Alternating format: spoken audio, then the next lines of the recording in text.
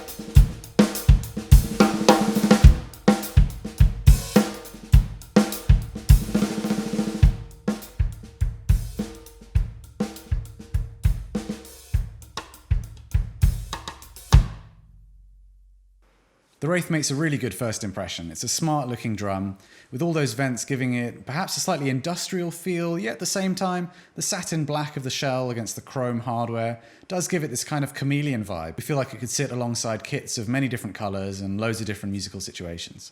It's a very modern looking drum, as well as being solid and heavy. It just looks like a serious bit of kit for a professional drummer.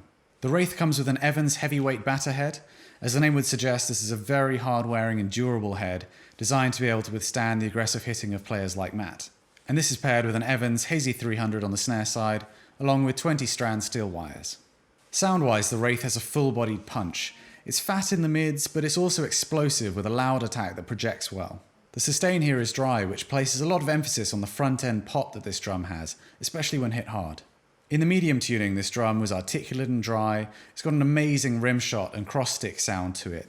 Really loud, yet not piercing and thin like some drums are. This tuning delivers a great all-purpose snare sound. There's a fatness that this drum has, which gives it a great rock character for your backbeat, yet it's also subtle enough when played softly that you could use it for softer styles too.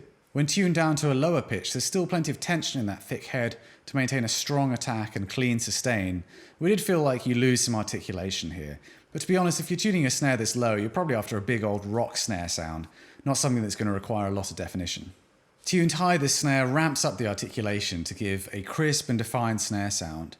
This is the kind of tone that would suit everyone from funk drummers all the way through to the progressive metalers, as well as sound engineers who want a album-ready snare sound right off the microphone. With that in mind, we feel like the sound that we experience is very much in line with the goals that Mapex had when creating the Wraith drum.